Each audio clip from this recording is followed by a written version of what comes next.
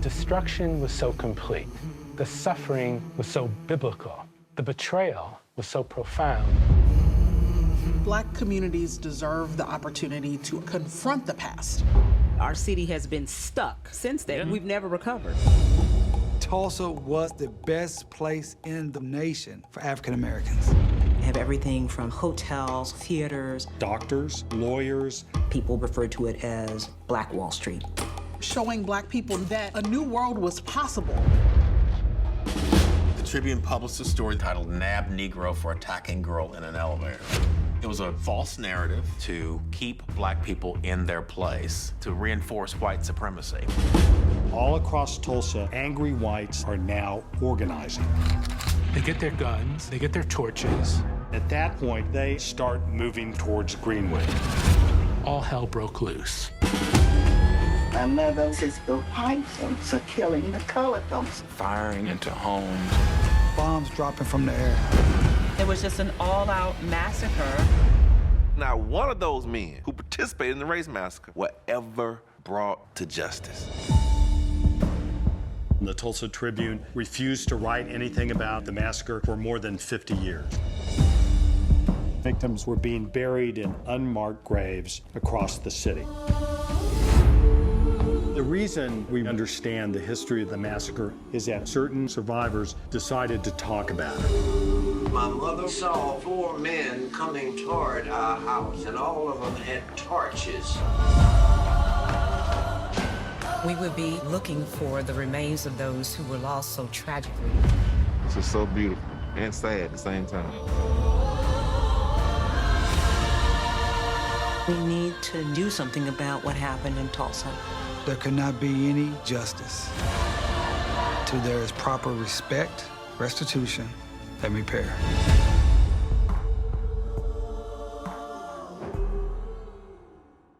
Jeff in Las Vegas, Stanley, good morning. Good morning to you. You know, Stanley, I'm an educated man. I have 3 college degrees, and I'm a passionate follower of history, especially American history. And I was watching Zack Snyder's Watchmen, you know, a comic book series on HBO, and they touched on the Tulsa Massacre, and then never thinking 2 things about it. And then a few months later, I watched Lovecraft Country on HBO, where they did the Tulsa Massacre. And I thought to myself, what is this? This is twice now in a few months that they've mentioned it.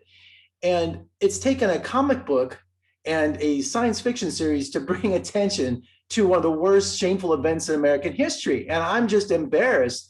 I have never heard of this until last year. So I think the educational system has failed us. And after 100 years, this series is more important than ever.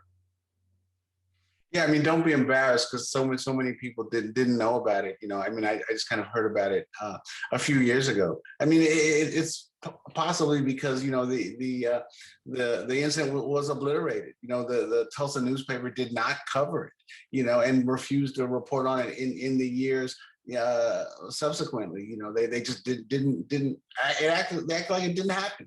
So, you know, so many people, you know, never knew about this incident, and I think it's really important that you know, it's coming to light. Whether you learn about it from, you know, Watchmen or Lovecraft Country, or you learn about it from, you know, Tulsa Burning, our documentary, I think it's important that we talk about this history.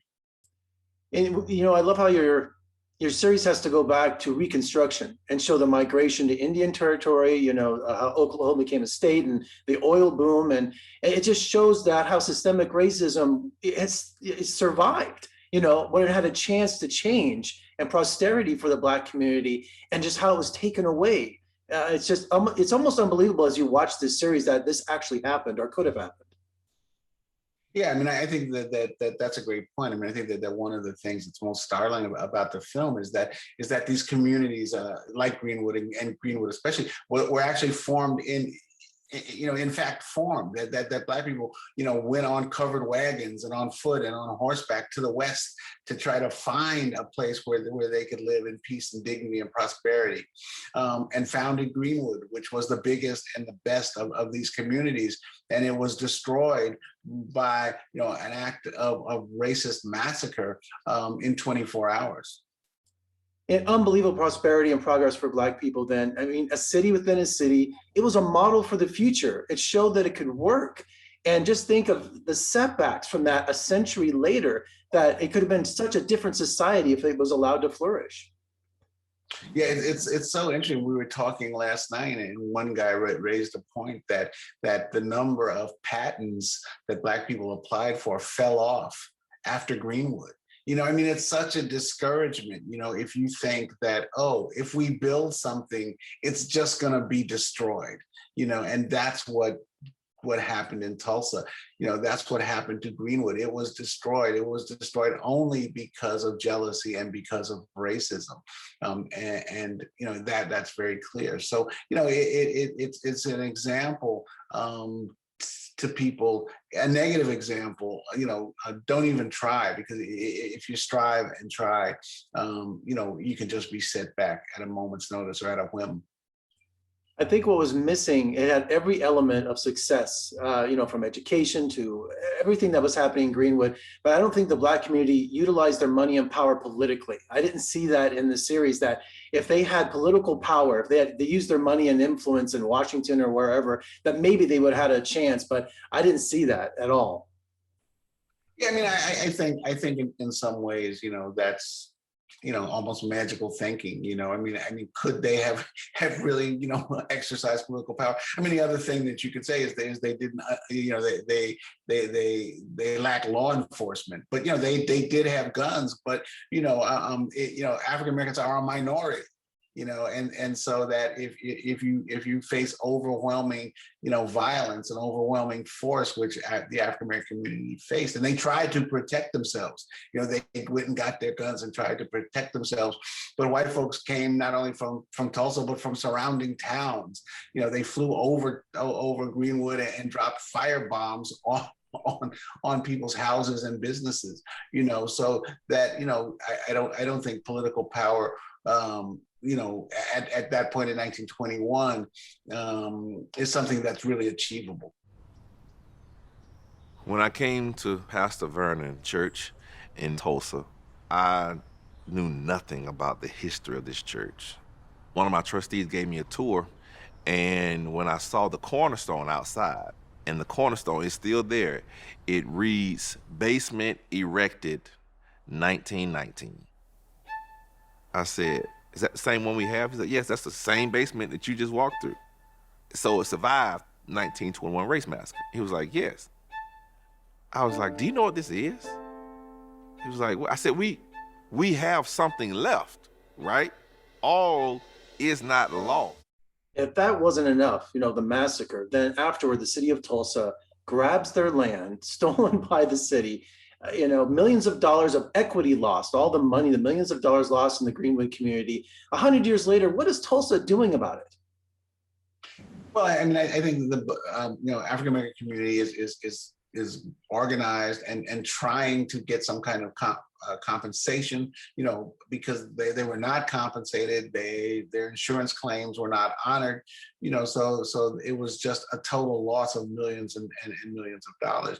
So I think that that's happening. But I think that, and then that's part of the film, that the film, you know, deals with 1921, but also at the same time, 2021, and the search for some kind of compensation, but also the really poignant story of searching for the remains of African Americans who were buried in mass graves with no markings. And that's something that started in 2020 and goes on throughout the film, and that's one of, I think, the emotional cornerstones of the film. Absolutely, Stanley. I mean, I was in tears, you know, all the way through this documentary, because I just can't think that something like this could happen at the turn of the 20th century, let alone, you know, the 19th century. And I think one of the inspirations was the Vernon Church, you know. So, and the History Channel is doing a preservation, helping with the church, the History Channel. Yeah. So the Vernon Church was the only structure that remained in any way, and you know, people hid in the basement of this church, and afterwards the church started to rebuild, and History Channel is now working with the Vernon Church to kind of fully restore it. So the stained glass windows were never replaced, that were destroyed, in the massacre, and they're being replaced this week. So, Well, Stanley, I've been to Tulsa a few times in my life, and my dad was one of the founders of Oral Roberts University, in Tulsa. So my family was educated there. I went to UNLV. I went to film school here in communications in Las Vegas. But I mean, just been to that city a few times and never knowing the history of that city. And thank you for educating me, and thank you for an amazing documentary. And let's talk again soon. I can't wait to see what you do next. Thank you so much. It's a real honor to talk to you, and it was a huge honor to make this film. Thank you.